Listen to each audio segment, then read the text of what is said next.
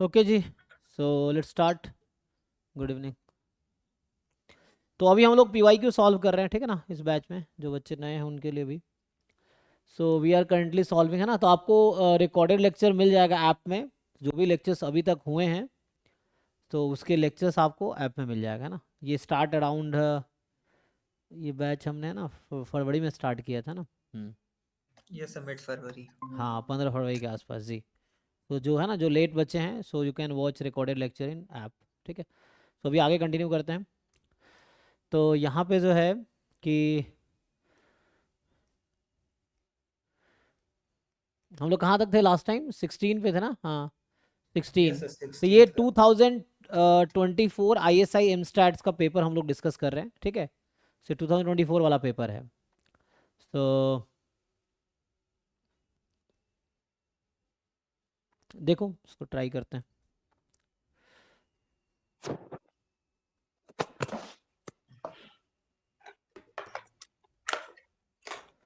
बाकी लोग म्यूट कर सकते हैं। राहुल, आपका माइक ऑन है ना, यू कैन म्यूट। तो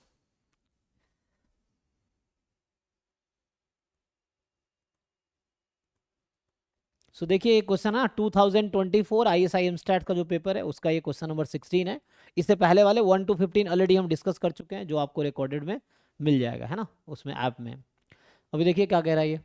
सो 16th क्वेश्चन जो आपको कह रहा है कि suppose E1 E2 dot dot dot EMR disjoint events satisfying, है ना, प्रोबेबिलिटी ऑफ EIs 0 से 1 में है for each J from this to this, and let E जो कि है union of EIs I J फ्रॉम 1 to M, assume that probability of P is between more, है ना, 0 and 1.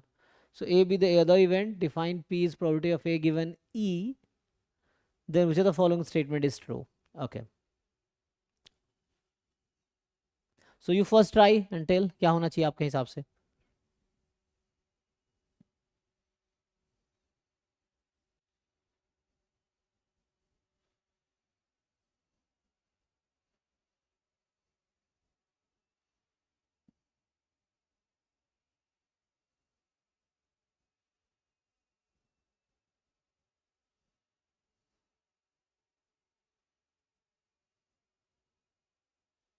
क्वेश्चन विजिबल है तो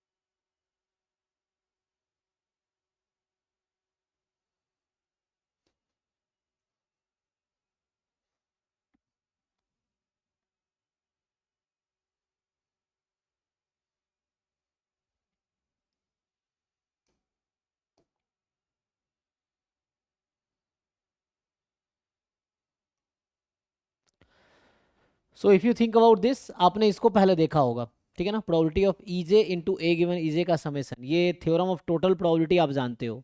so if you apply theorem of total probability, so you will see कि ये जो है एक्चुअली, ये तो जस्ट प्रोबेबिलिटी ऑफ ए है ओनली, है ना। It is only probability of A, क्योंकि कितने पार्टीशन हुआ है यहाँ पे, E1 E2 EN डिसजॉइंट है, ये पार्टीशंस हैं, है ना। तो यू नो प्रोबेबिलिटी ऑफ, है ना, total probability and Bayes theorem, तो उससे रिलेटेड है ये, theorem of total probability and Bayes theorem से रिलेटेड। सो अगर आप अप्लाई करोगे, ये प्रोबेबिलिटी ऑफ ए है, लेकिन यहाँ तो प्रोबेबिलिटी ऑफ ए गिवन ई है। सो ये तो फॉल्स होगा, ठीक है ना, क्योंकि यहाँ ऐसा कुछ है क्या, ए और ई में कोई रिलेशन डायरेक्ट दे रखा है, डायरेक्ट कोई रिलेशन नहीं है ना। P something like a intersection E upon probability of A, sorry, probability of E, okay, and the probability of E is actually, E is union of EIs, EIs are disjoint. So यहाँ से अगर मैं लिखूं तो, है ना, तो try to open this.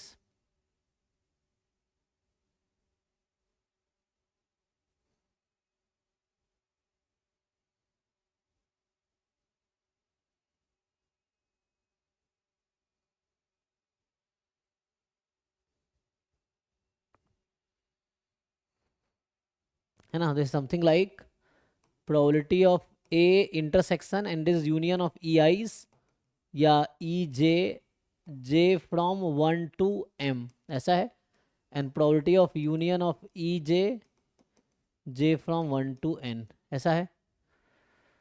सो इसको फर्दर इफ यू राइट तो ये आ जाएगा probability of union of A intersection E J from 1 to m numerator, and denominator as you can write denominator as probability of E J from 1 to n m, ऐसा हो जाएगा क्योंकि ये disjoint है। So for the disjoint events you can right like this, ठीक। अब so further if you write this क्या होगा, सो यहां से अगर आप लिखोगे आगे,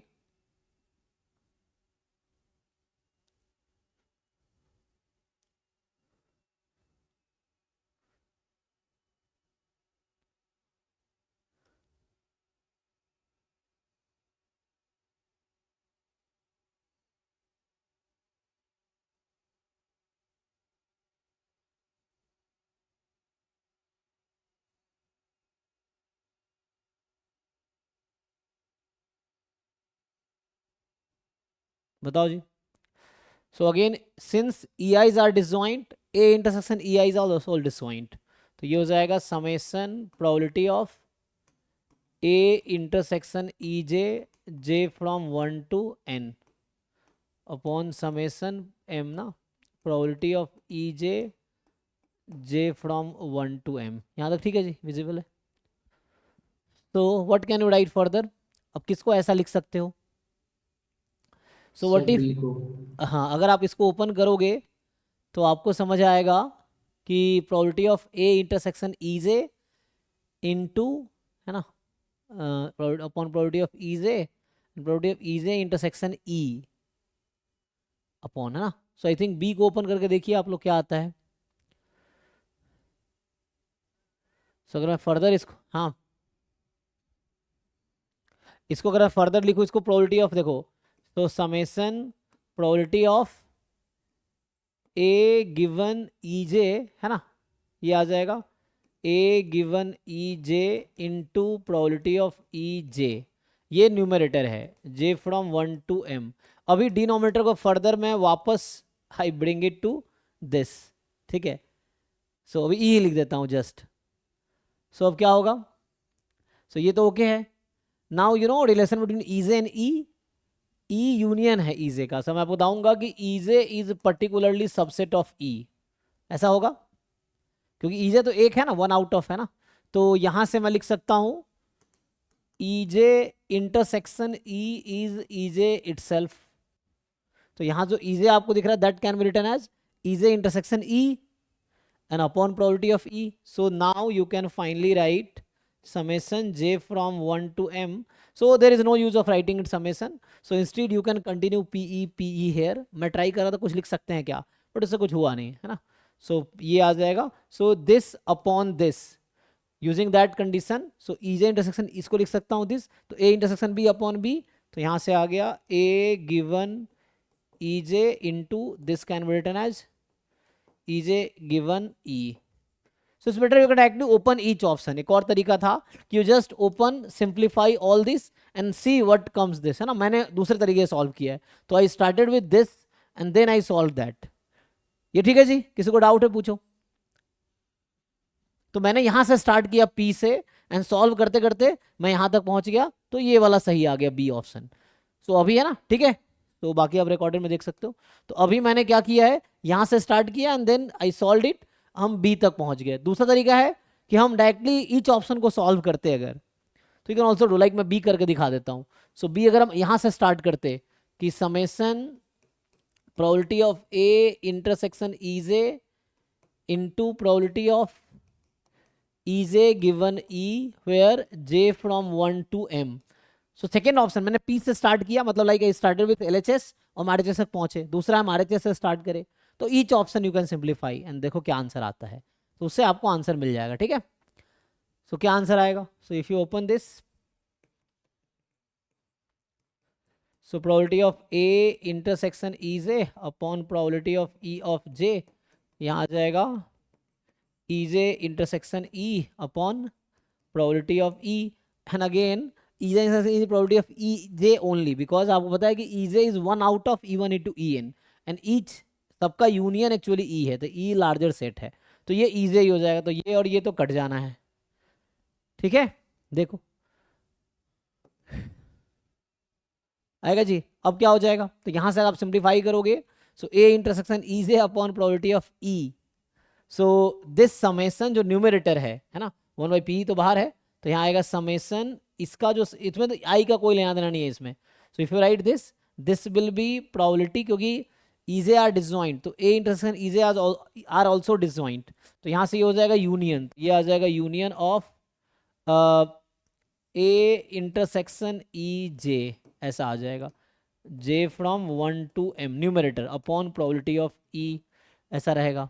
and now further if you right, तो ये क्या हो जाएगा, यूनियन इनसाइड शिफ्ट कर दो, है ना, तो यूनियन ऑफ सबका आता रहेगा, तो ये फाइनली आ जाएगा A intersection E upon probability of E, that will be probability of A given E which is P, है ना। So it's same thing. आप तो मैंने पहले यहाँ से स्टार्ट किया था, I started with here and then I prove this, अभी मैंने यहाँ से स्टार्ट किया, सेम चीज़ है, सो इट्स फाइन, ठीक है, तो इससे आ जाएगा आपका, so B is the correct answer.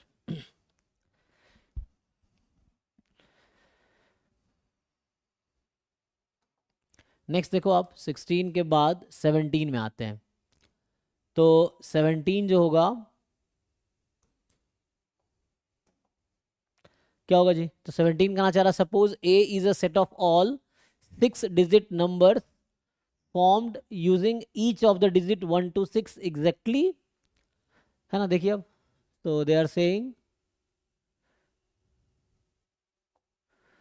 कि A is a set of all 6 digit number formed using each of the digits, है ना, 1 2 3 अप टू ना 6, इस तरह से है।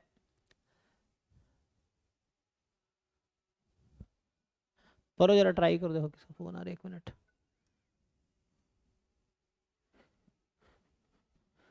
अच्छा 1 मिनट।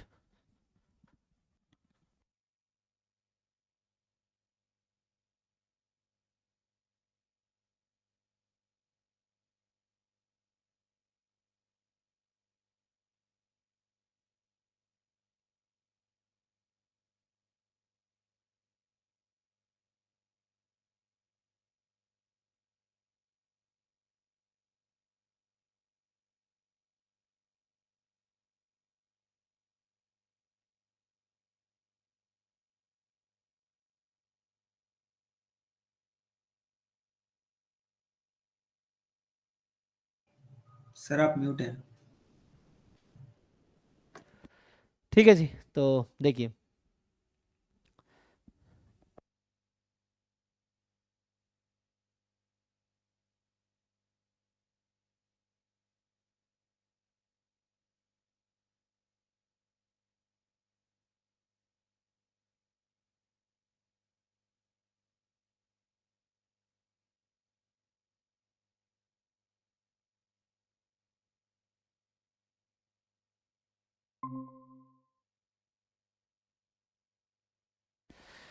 चलिए जी, तो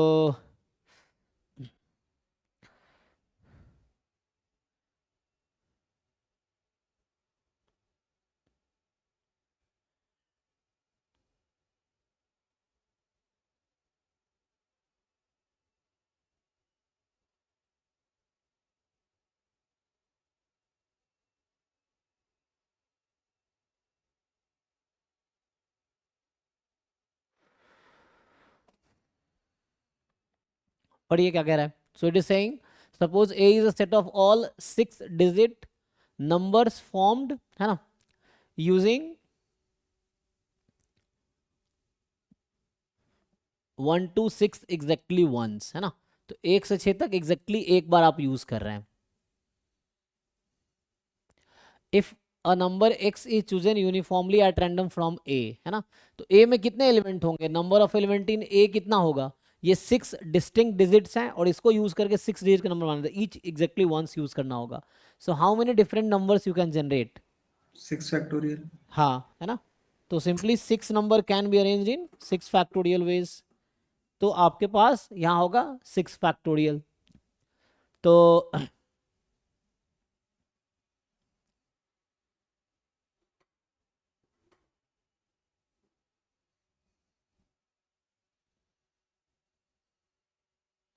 ठीक है, तो यहाँ पे आ जाएगा 6 फैक्टोरियल,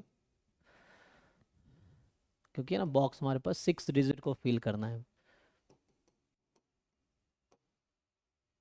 सो 6 नंबर का 6 factorial. Okay, now if a number x is chosen uniformly at random from a, then what is the probability that x is divisible by 6 or not by 9 or 11? क्या होना चाह रहा है? x is divisible by 6 but not by 9 और 11, मतलब ऐसे number जो 6 से डिविजिबल हो, 9 से डिविजिबल ना हो और 11 से डिविजिबल ना हो, ये कहना चाह रहा है ना, ये है। Yes, sir. तो यहाँ अगर मैं ऐसा लेता हूँ, मान लो E1 लेते हैं डिविजिबल बाई 6, है ना, E2 लेते हैं डिविजिबल बाई 9, E3 लेते हैं divisible by 11। So actually they are asking us to find E1 intersection E2 complement intersection E3 complement. यही है कि 6 से डिविजिबल तो हो, 9 और 11 से डिविजिबल ना हो, है ना। तो ये चीज़ है actually. So I think it can be done easily ना। ये हो जाएगा E1, अब मैं अगर यहाँ पे एक ब्रैकेट लगा दूँ, सो यूज़ डिस्ट्रीब्यूटिव लॉ, या अभी डी मॉर्गन्स लॉ पहले यूज़ कर लो, तो ये हो जाएगा E2 यूनियन E3 इस पूरे का कॉम्प्लीमेंट। ठीक, सो इसको और ब्रेक करोगे तो ये कुछ ऐसा है, probability of E1 minus probability of, है ना, ये यूनियन हो गया ना, तो इसका मतलब है E1 intersection E2 union E3। Probability of A minus B क्या होता है? Probability of A minus probability of A intersection B। So ये चीज़ है। इसको और ओपन कर सकते हैं हम लोग, तो अगर और ओपन करेंगे तो क्या आएगा? सो इसको और ओपन करेंगे, सो प्रोबेबिलिटी ऑफ E1, अब इसको ओपन करेंगे E1 intersection E2 union E1 intersection E3, तो यहाँ से आ जाएगा माइनस में लिख देता हूँ। सो probability of E1 intersection E2 plus union का फॉर्मूला खोल रहा हूँ, डिस्ट्रीब्यूटिव लॉ लगाने के बाद जस्ट ओपनिंग, जैसे मैं इसको लिख दूँ अगर, सो प्रोबेबिलिटी ऑफ E1 माइनस, ऐसा बोल रहा हूँ, E1 intersection E2 union E1 intersection E3, ऐसा है, ये आ जाएगा। तो प्रोबेबिलिटी ऑफ E1 माइनस इसका इंटरसेक्शन, सो ये ब्रैकेट में लिखूंगा तो माइनस होगा, वरना है ना ओपन प्लस होगा, वरना माइनस लिखना पड़ेगा, है ना। If write in bracket then it is fine. So तो इसको ओपन करो, ए यूनियन बी का फॉर्मूला लगाओ, तो probability of E1 intersection E3, फिर ए, है ना, प्लस हो जाएगा, ब्रैकेट नहीं लगा रहा हूँ तो plus probability of E1 intersection E2 intersection E3। अब बताइए क्या आप निकाल पाएंगे ईच टर्म की प्रोबेबिलिटी? ये है probability of E1 minus probability of E1 intersection E2 minus probability of E1 intersection E3 plus E1 intersection E2 intersection E3 की प्रोबेबिलिटी। क्या हम ये निकाल पाएंगे? सो प्रोबेबिलिटी ऑफ E1 आपसे पूछा 6 से डिविजिबल कितने नंबर्स हैं?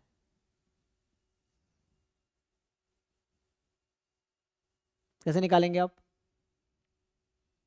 3C1 into 5 factorial।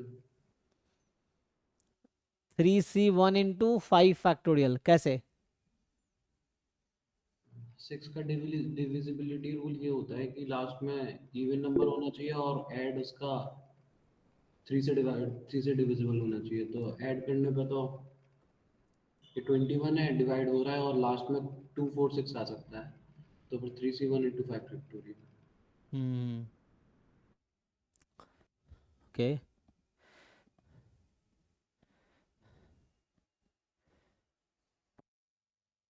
I think आपको ये क्वेश्चन पहले पूछना चाहिए था, या बाद में पूछो आप, है ना। सो हाँ भाई, तो क्वेश्चन में नहीं गिवन करेक्टली तो marks to all you will get, आपको बताया गया है कि skip that question, you will, अगर क्वेश्चन गलत हुआ तो everyone will get marks, even if you attempt or not attempt. If question is wrong, then everyone will get marks. So it's up to you whether you want to mark the best possible choice, you mark it, otherwise you skip it, still you will get marks. And not you only, anyone who skip or attempt will get marks. So question is wrong means everyone will get marks. It's marks to all. ठीक है जी। So है ना, better is to don't waste too much time on wrong questions in exam if you feel like that. Anyway हाँ, सो यहाँ पे आते हैं। हाँ मतलब 6 का डिविजिबल ये है कि 2 और 3 दोनों से डिविजिबल होने चाहिए, ये ना। तो 2 से डिविजिबल कब होगा? जब एंड में इवन होगा। और 6 से डिविजिबल कब 3 से डिविजिबल कब होगा? जब सम 3 आ जाएगा। हाँ, तो आप क्या बता रहे थे, कैसे बताया आपने? सम 3 आ जाएगा मतलब सम 3 का डिविजिबल 3 का मल्टीपल आ जाएगा, कहने का मतलब ये डिजिट्स का सम 3 का मल्टीपल आ जाएगा, ये डिजिट मतलब ये इंडिविजुअल 1 to डिजिट्स। 6। ओके, हाँ, तो 1 to 6 कितना आएगा बताइए? 1 + 2 + 3 + 4 + 5 + 6, ये कितना है? 21। 21। 21। तो ये तो हमेशा, मतलब ये जो 6 फैक्टोरियल नंबर्स बना रहे हैं, each number is divisible by 3, yes और नो? है ना, मतलब हमने जितने नंबर्स बनाए हैं, ईच नंबर 3 से डिविजिबल तो सब है कि नहीं? सर जस्ट बिकॉज 21 मतलब इनका सम अगर डिविजिबल है तो सारा पूरा हमारा सैंपल स्पेस ही 3 से डिविजिबल है। हाँ, मतलब कोई नंबर आपको दे दिया, पूछा बताओ ये 3 से डिविजिबल है कि नहीं है, तो रूल ये है कि इंडिविजुअल डिजिट्स का सम करोगे, अगर वो 3 का मल्टीपल आ गया तो मतलब 3 से डिविजिबल है, ये है ना जी बाकी लोग? It's fine. सो यहाँ टूकी हमें 6 डिजिट के नंबर बनाने हैं और 6 डिजिट यूज करने 1 to 6 एग्जैक्टली वंस सबको। तो जितने भी 6 फैक्टोरियल, ये कितना आता है? 720। तो यस सर, ये जो 720। 720 नंबर्स हैं, ईच नंबर डिविजिबल होगा बाई 3। 3 से डिविजिबल की गारंटी है।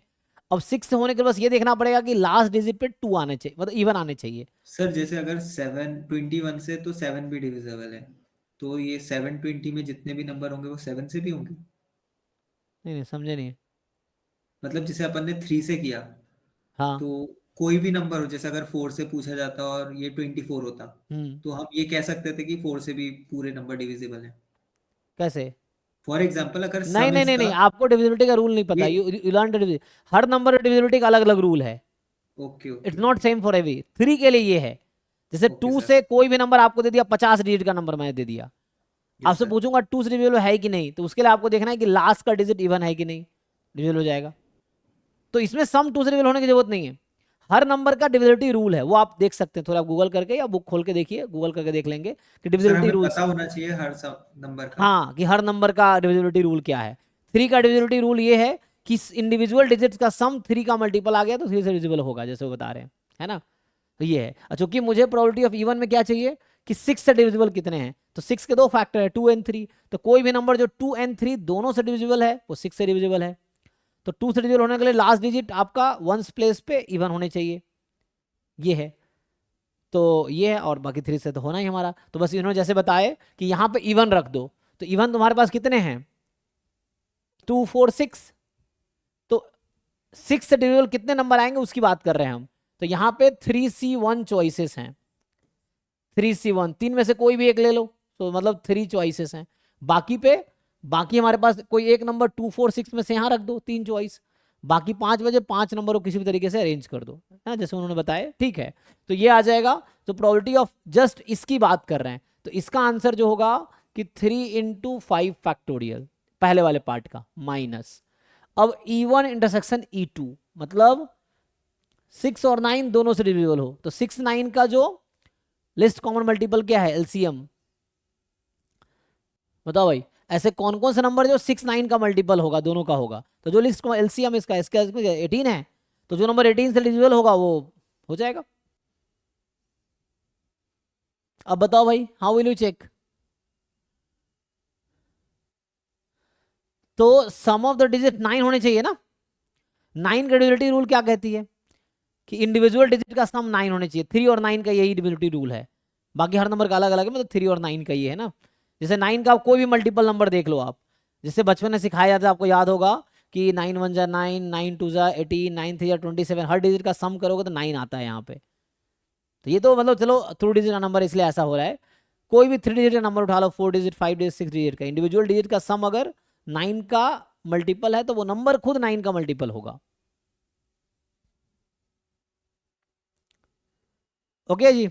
सर इसमें हम ऐसा नहीं कर सकते कि जैसे हमें 2 का पता है और 3 का पता है, हाँ तो 2 इंटू 3 इंटू 3, कर लीजिए, तो वही 2 है इंटू ना? नाइन 2 इंटू 9 कर लीजिए ना, वही तो हाँ कर रहे हैं हम लोग, 2 इंटू 9 कर रहे हैं। तो बताओ, पहले तो ये बताओ 2 से होने के लिए लास्ट डिजिट पे इवन होने चाहिए। तो आपको लगता है कि सम ऑफ डिजिट 9, 21 क्या 9 का मल्टीपल है? क्योंकि हम तो ये जान रहे हैं ना कि सेट ए में टोटल 720 डिफरेंट नंबर्स हैं और ईच नंबर में डिजिट्स का सम 21 ही आएगा, है ना? 21 ही आएगा, बदलेगा तो नहीं सम, क्योंकि वही 1 2 6 1 यस 2 सर। 3 4 6 वही परम्यूट हो रहा है जस्ट।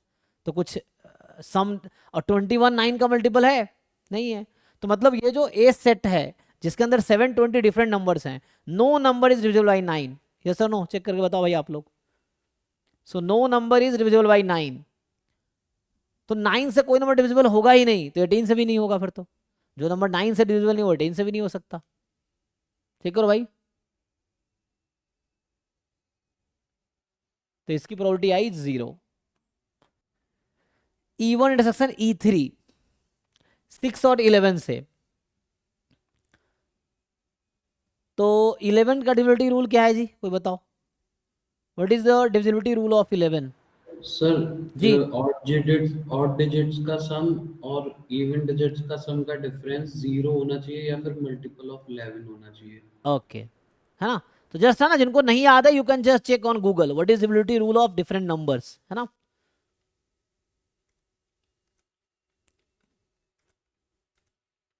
तो ये सब 7th क्लास का जो बुक में आपको मिल जाता है, लोअर क्लास में था वो तो भूल जाते हैं हम लोग इस लेवल तक आते आते, ठीक है? सो तो चेक करो, हम लोग जो नंबर बना रहे हैं उसमें क्या हो रहा है कि जैसे एग्जांपल के लिए एक हमारे पास नंबर है 1 2 3 4 5 6। सो आपको चेक करना है क्या ये नंबर अभी, क्या ये डिविजिबल है 11 से? पहले 11 से चेक करते हैं, हम तो 6 का चेक कर लेंगे। 6 का रूल तो पता ही है आपको, मतलब 6 में क्या है, ये 3 इंटू 5 फैक्टोरियल था, इसमें से ही अब चुनना पड़ेगा, कोई 6 से तो होना चाहिए, 6 के बाद फिर 11 से चेक करना है। तो इवन तो मुझे प्लेस करना होगा क्योंकि इंटरसेक्शन है ना। तो देखो, हमने कहा ईच नंबर 720 में जो था बस लास्ट वाला इवन कर दोगे तो आधा हो गया ना उसका, तो हाँ आधा हो गया। 720 का हाफ मतलब 360। इसका आंसर कितना है? 3। अच्छा, अभी मैं नंबर ऑफ एलिमेंट लिख रहा हूँ, it's not probability, just number of favourable outcome upon total. आपको पता है सैंपल इसमें 6 फैक्टोरियल है, तो बाद में डिवाइड कर देंगे, अभी हम नंबर ऑफ एलिमेंट लिख रहे हैं, ठीक है? सो बाद में उसको डिवाइड कर देंगे 6 फैक्टोरियल से। तो आधे नंबर जो है, हाफ नंबर जो है वो 6 से डिविजिबल है और हाफ 6 से डिविजिबल नहीं है, यही ना? ओके, अब वो हाफ 360 नंबर्स में से कितने हैं जो 11 से डिविजिबल होंगे, मैं ये पूछना चाह रहा हूं। तो जैसे ये एक कॉम्बिनेशन है, तो इस ऑल्टरनेटिव देखो 1 + 3 + 6, 2 + 4 + 5, सॉरी गड़बड़ हो गया, 1 + 3 + 5 है ना, और 6 + 4 + 2,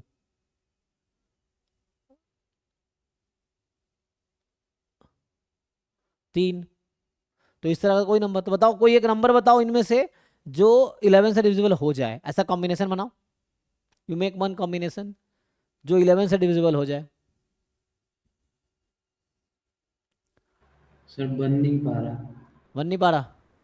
तो इसको मैं वहां सॉल्व करता हूँ, ठीक है? अभी तक यहाँ तक पहुंचे हुए हैं, तो मैं इसको क्या करता हूँ, इधर बुला लेता हूँ स्क्रीन पे। सो अभी तक हमने ये सॉल्व किया, हमारा क्वेश्चन एक्चुअली ये है, लेकिन हम लोग सॉल्यूशन लिखते हुए पूरा भर दिया हमने इसको, तो हम लोग वहाँ चेक करते हैं।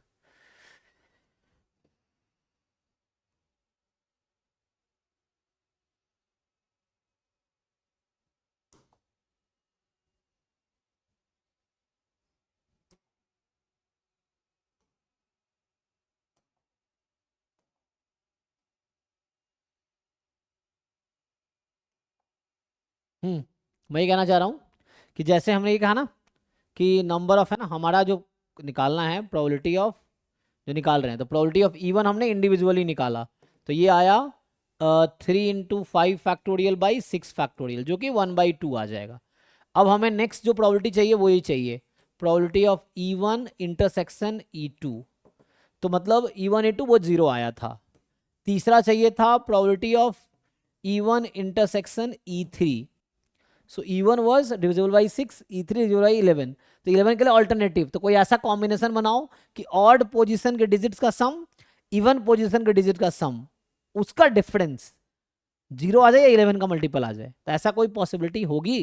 सोचिए आप, आपके पास ये 1 2 3 4 5 6 ही है, लेकिन आपको ये भी ध्यान रखना क्योंकि इंटरसेक्शन इवन है, तो ये तो आपको इवन ही फिक्स करना होगा, या तो 6 होगा या 4 होगा या 2 होगा, इसी कॉम्बिनेशन के साथ जाना पड़ेगा क्योंकि इंटरसेक्शन है ना, तो 6 रिविजल तो होना ही चाहिए, और 6 रिविजल होने के लिए लास्ट का digit ones plus even he होना पड़ेगा। तो एक तो ये है, तो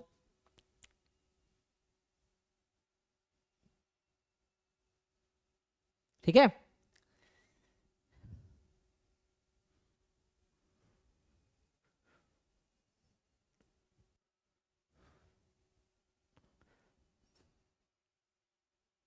क्या कोई भी ऐसा कॉम्बिनेशन बनेगा जहां ऐसा हो सकता है? नो सर, शायद नहीं। ऐसा नहीं बन पाएगा ना कि ऑल्टर इवन डिजिट और डिजिट का सम वैसा हो जाए। जैसे मैं एग्जाम्पल 5 4 ऐसा लिख दिया, मान लो 4 तो लिख चुका हूँ, 4 5 2 है ना, मान लो 1 6 ऐसा 3 मान लो ऐसा लिख दिया, तो यहाँ फिर ऐसा होगा, तो 5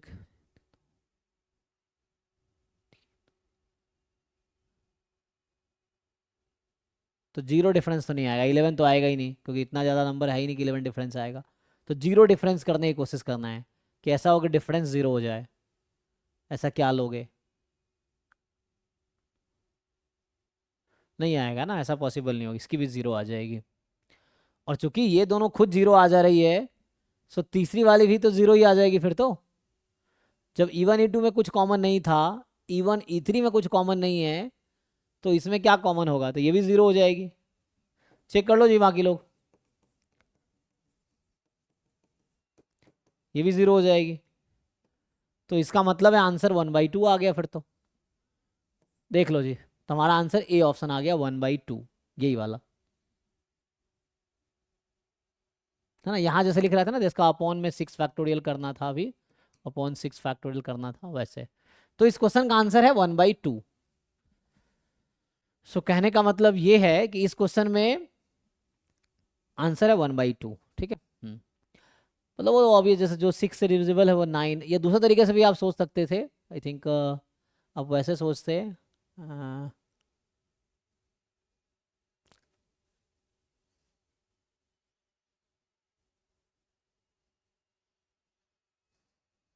एनीवे चलो हमारा हाफ आया अभी के लिए।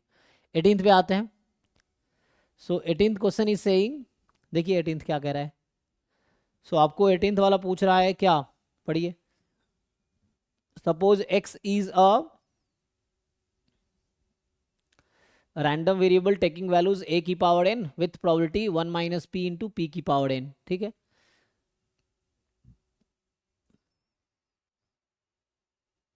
For n more than equal to 0 where a is, है ना, not equal to 0 is a real number, this consider following event.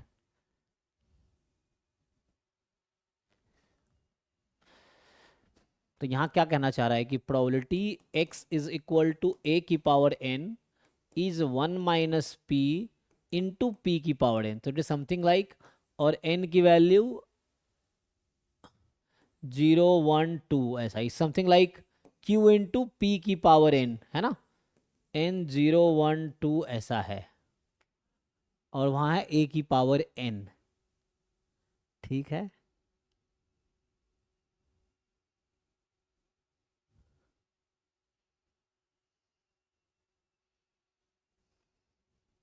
ex is finite for all value of a and p, तो ex निकाल लेते हैं। तो ex क्या बनता है जी? It's a summation value of x into probability corresponding q into p की power n, n from 0 to infinity. तो इसको q तो बाहर कर लोगे आप, तो समेशन ap की power n, n from 0 to infinity. अब आपको याद होगा कि ये सीरीज कब कन्वर्ज करती है, तो ये आंसर आएगा a अपॉन 1 माइनस आर। अच्छा 0 रखें तो 1 ही हो जाएगा ये तो, है ना। So a upon 1 minus R, R क्या है? ap, है ना, फर्स्ट टर्म मैं कह रहा तो 1 है, और ap इसका कॉमन डिफरेंस है। कब वो एग्जिस्ट करेगी? When AP is less than 1। आपको याद है ना इसका बारे में कि क्या इसका मॉड जो होना चाहिए लेस देन 1, अगर मोर देन इक्वल टू 1 हुआ तो इन्फिनिटी हो जाएगी। And this series is infinity if mod AP is more than equal to 1। ये आप जानते होंगे, देख लीजिए। जी सर। तो क्वेश्चन क्या है कि EX फाइनाइट है for all value of A and P। तो मैं अगर A ऐसा चूज करूं और P ऐसा चूज करूं कि AP मोर देन 1 हो जाए, ऐसा बताओ कुछ। ये कुछ कहा तो नहीं A क्या होगा? A इसने कहा नॉन जीरो रियल नंबर है, तो मान लो 2 है। P 0 से 1 में है, तो मैं मान लेता हूँ 1/, है ना, ऐसा ले लो कि 1 से ज़्यादा हो जाए। 1/10 ले लेते हैं, नहीं तो 2/10 नहीं, हमें ऐसा लेना है कि 3/4 ले ले, ऐसा कुछ 1 से ज़्यादा हो जाएगा। सो AP कितना हो जाएगा यहाँ 3/2 जो कि मोर देन 1 है। हाँ, तो ये एक एग्जाम्पल मिल गया मुझे जिसके लिए आंसर इन्फिनिटी आएगी। तो ये तो फॉल्स स्टेटमेंट है। देख लीजिए, क्या हर वैल्यू AP के लिए ऐसा होगा? तो A तो रियल नंबर था, A मैंने 2 ले लिया, P हमने 3/4 ले लिया, चेक कर लो सुटेबल है। तो AP 3/2 जो कि मोर देन 1 हो गया। A मैं कुछ भी ले सकता हूँ, 5 भी ले सकता था, A मैं 4 ले सकता हूँ चाहो तो यहाँ ये 3 हो जाएगा, तब भी एग्जिस्ट नहीं करेगी, है ना। तो अब variance is finite when ever mod A is less than, अच्छा तो इसी को मुझे लगता है लिख रहा है क्या,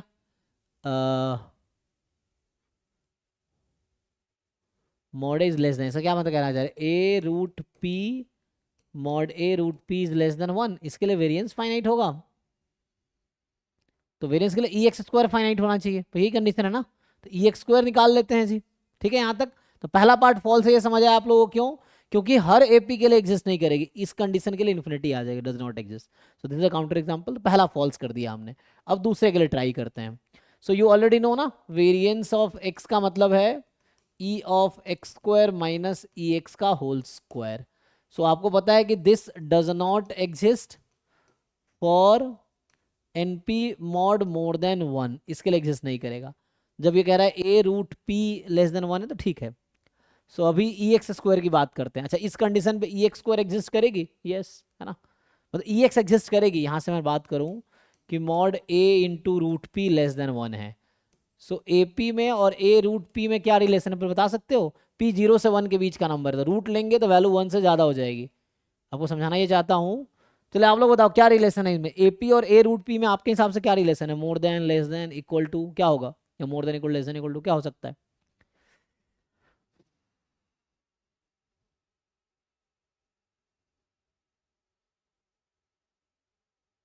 बोलो भाई, यहाँ क्या रिलेशन, इन दोनों नंबर में क्या रिलेशन है?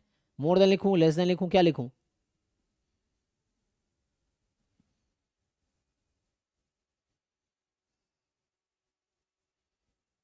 कुछ तो आएगा, बताओ।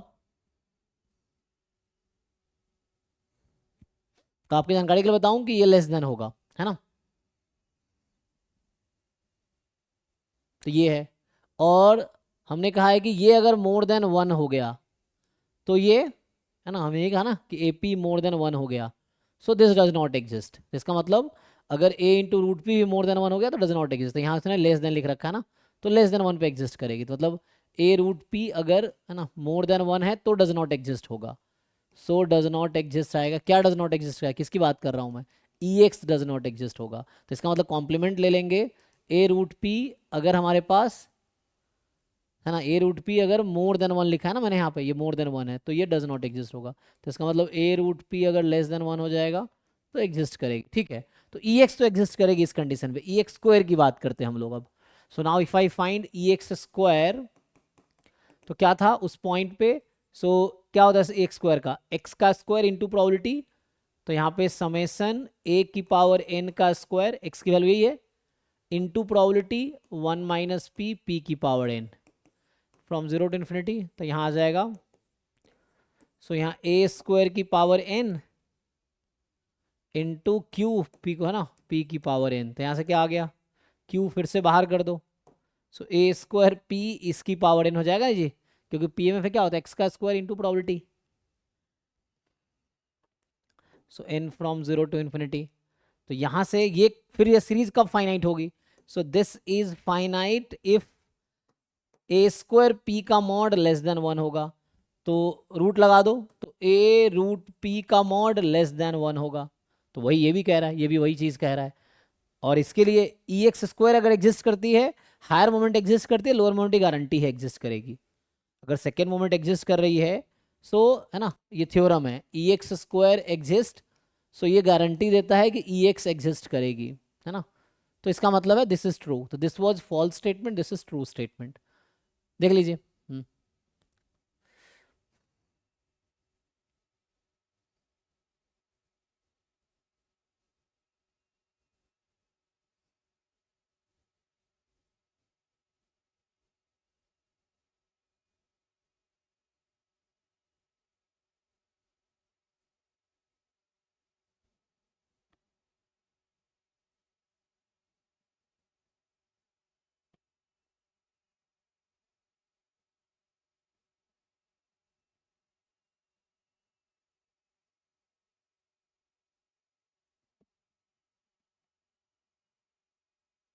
डन, देख लो।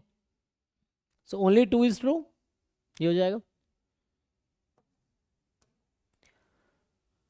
19 ट्राई कीजिए जी, 19 टाइम है ना। So try 19 question.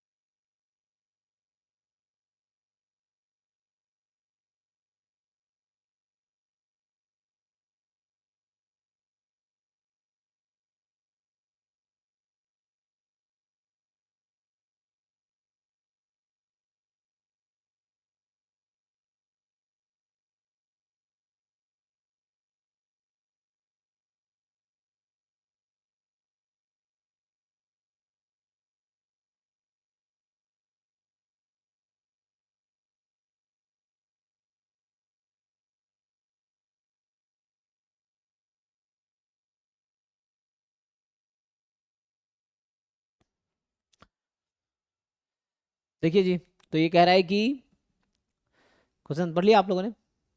So coin with success probability 1/4 is independently tossed n time, capital N times, and the outcome are recorded. Given that the total number of success is m, so what is the probability that the first k tosses are success, where k is less than equal to m?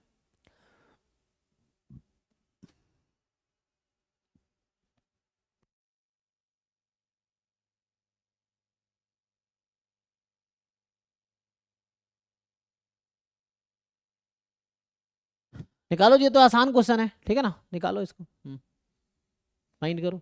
Next वाला भी आसान है, तो सब try करके आओ, सब आसान क्वेश्चंस हैं, ये मुश्किल तो नहीं है ना, सिंपल है। सक्सेस प्रोबेबिलिटी 1/4 है, फेलियर प्रोबेबिलिटी 3/4 हो जाएगी। अब a coin with success probability this independently tossed n time toss किया, आउटकम आपने चेक किया, हेड टेल जो भी आया। Given that the total number of success is m, so number of success in n trials क्या होता है, x अगर लिखता हूं मैं number of success, so success is head, है ना। A coin with success probability this inventory toss n time and a coin success, है ना, नंबर ऑफ सक्सेस, तो number of success, so x का distribution number of success in n trials, तो ये आ जाएगा। इसका कितना होगा, p सक्सेस की प्रोबेबिलिटी 1/4 है, तो प्रोबेबिलिटी, और आपको बता दिया कि x बराबर m की क्या प्रोबेबिलिटी है, n चूज m। अच्छा, ये तो इसका आ गया कि बता दिया कि टोटल m है, ये तो ठीक है ना, ये तो आपके पास ठीक है कि ये m हो जाएगा, और ये 3/4 की पावर कैपिटल एन माइनस, ये तो इसकी प्रोबेबिलिटी आ गई, लेकिन हमें तो एम फिक्स पता रखा है कि टोटल एम सक्सेस आया कितने में, एन ट्रायल्स में। अब क्वेश्चन क्या प्रोबेबिलिटी कि पहले के टॉस में,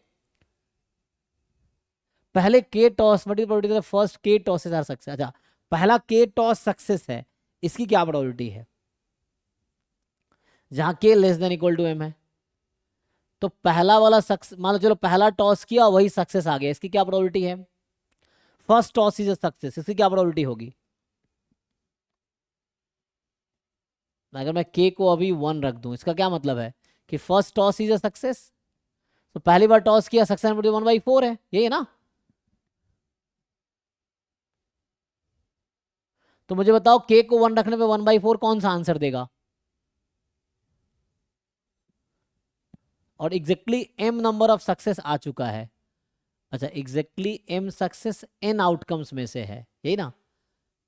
सर जैसे ये ऐसे होगा शायद, पूरी लाइन बना लेंगे एंट्रेंस की, स्टार्टिंग के की निकाल दिए और फिर एम माइनस के एंड में बचे उनको चूज करना है बाइनोमियल से। हाँ वैसे भी कर सकते हैं, देख लीजिए। तो पहला के सक्सेस है, इसका मतलब बाकी क्या होगा, तो बाकी एम तो K less than equal to M है ना। ओके, तो पहला के सक्सेस है, तो बाकी जो बचे हैं आउटकम है ना, एन माइनस के, उसमें से कितने सक्सेस होंगे एन माइनस के में। एम माइनस के। अच्छा, एम सक्सेस था ना।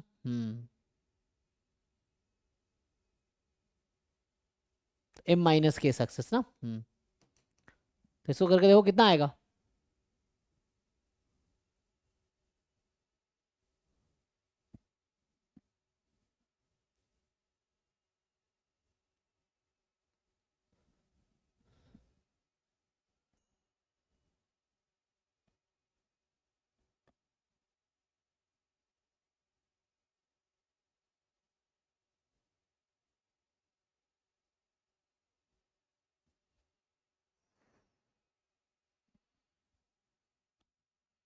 और इसको अगर पूरा मल्टीप्लाई करूं तो क्या होगा, तो ये यहाँ पे कुछ वैसा होगा, अगर मैं इसको 1 तक ले आऊं, इसको भी 1 तक ले आऊं, तो ये हो जाएगा एम फैक्टोरियल एन फैक्टोरियल, यही ना। अब बाकी हम क्या मल्टीप्लाई कर रहे हैं वहाँ पे, सो वहाँ मल्टीप्लाई कर रहे हैं हम एम माइनस के फैक्टोरियल से डिवाइड, है ना। तो इसको बैलेंस मल्टीप्लाई का डिवाइड भी करना पड़ेगा, तो डिवाइड करना पड़ेगा एम माइनस के फैक्टोरियल से, डिवाइड करना पड़ेगा एन माइनस के फैक्टोरियल से। तो यहाँ m minus k n minus k है, तो m factorial m minus k factorial. तो कहने का मतलब हो गया m factorial m minus k factorial and यहाँ है अपॉन में ले आऊँ तो n factorial n minus k factorial. उसको सिंप्लीफाई करोगे यही आएगा, चेक कर लो। If you simplify this you will get this only, ठीक है। सो ये अभी तक यहाँ है। सर सी आ रहा है। सी आ रहा है, हाँ है ना, क्योंकि यही लग रहा है। सो यहाँ से जो आएगा, कैसे किया तुमने आगे। मतलब ये हो गया ना, एन माइनस के सी एम माइनस के, और नीचे डिवाइड में total N C M. M choose K N choose K, तो कैसे कुछ आ गया।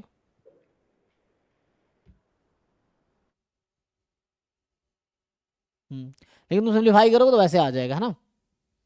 तो यहाँ से तो ये है,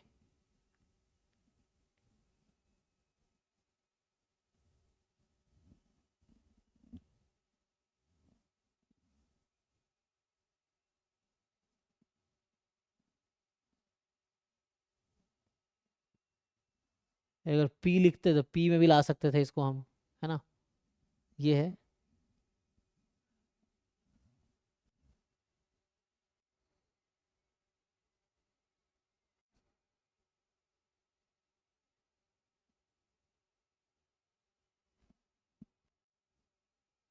एम सक्सेस तो है ही, है ना। हाँ तुम्हारा क्या लॉजिक है। सर मेरा ये है कि मतलब एक जो हमारा इवेंट है उसकी प्रोबेबिलिटी ये होगी एन माइनस के चूज एम माइनस के। ठीक है। और सर प्रोबेबिलिटी आगे तो वो हम सारा सब कुछ लिख ही देंगे, 1/4 की पावर एम इंटू 3/4 की पावर एन माइनस के, ये जो है उसमें से चूज एम माइनस के, यही ना, यस सर। क्योंकि यहाँ पे इतने सक्सेस आएंगे, वही कहना चाह रहा है। फिर प्रोबेबिलिटी तो पूरी लिख ही देंगे, 1/4 की पावर m इंटू 3/4 की पावर n माइनस के। इसका है ना, पहले तो सक्सेस कितनी बार दिया तुमने, एम माइनस के टाइम ना। हाँ सर, उसके बाद सबकी रख लिखनी पड़ेगी, हाँ तो सिंप्लीफाई होके पूरा वो हो जाएगा। और टोटल टोटल में लिखेंगे हम n C k, n C n, n C n, ये n C m sir, m. M, हाँ एन सी एम। ये टोटल हो जाएगा सारे केसेस। एट द एंड वो आएगा वही एम और ये कट के, सो एम यस सर। माइनस के या 3/4 का एन माइनस एम, तो एन माइनस एम 3/4 की पावर, है ना, यहाँ पे डिफरेंस लेते वही आता, तो यहाँ पे ये तो कट जाएगा। ये प्रोबेबिलिटीज कट जाएंगी। अब हाँ सर फिर सी सिंप्लीफाई हो रहा है। तो इसको सिंप्लीफाई करके यही आ जाएगा, ठीक है ना। तो ऐसे ही है, ठीक है, ऐसे टाइम कंप्लीट हो गया, तो कल इसको कंटिन्यू करते हैं। तो यहाँ से ये आ जाएगा इसका, ठीक है, तो कल यहाँ से कंटिन्यू करेंगे हम। अभी नेक्स्ट बैच का टाइम है, तो यहीं स्टॉप करता हूँ। Thank you. बाकी सॉल्व करके आओ आप लोग, बाकी डिस्कस करेंगे अगले क्लास में, है ना। Thank you.